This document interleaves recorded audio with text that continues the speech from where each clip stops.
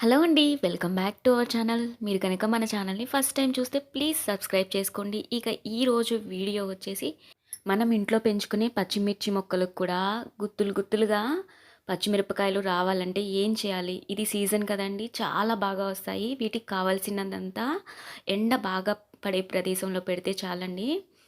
So, ఆ tips ఏంటి మనం ఇప్పుడు తెలుసుకుందాం. మనం గుడ్డు పెంకులను కోడిగుడ్లు వాడిన తర్వాత గుడ్డు పెంకులను వృధాగా డస్ట్‌బిన్‌లో పడేస్తాం కదండీ! అలా పడేయకుండా గుడ్డు పెంకులను చపాతీ కర్రతో గానీ, లేకపోతే రాయితో గానీ క్రష్ చేసి మొక్కల దగ్గర వేసుకోవాలండి. గుడ్డు పెంకులలో కాల్షియం కార్బోనేట్ ఎక్కువగా ఉంటుంది.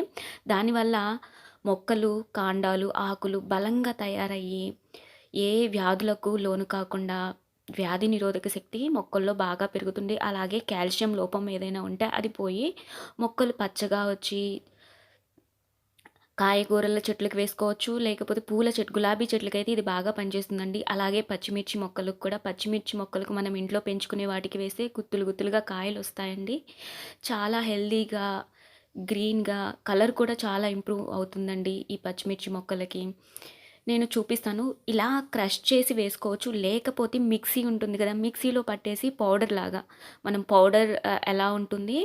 మనం ఫేస్‌కి రాసుకునే పౌడర్ అంత మెత్తగా చేసి కూడా ఇలా మనం మొక్కల మొదల్లో వేసుకున్నట్లయితే చాలా బాగా పనిచేస్తుందండి. 15 రోజులకొకసారి మనం పచ్చిమిర్చి మొక్కలకు ఇలా మనం తయారు చేసుకున్న పొడిని గుడ్డు పెంకులతో చేసుకున్న పొడిని ఇలా ఇచ్చినట్లయితే పచ్చిమిర్చి మొక్కలు బాగా ఎదుగుతాయండి.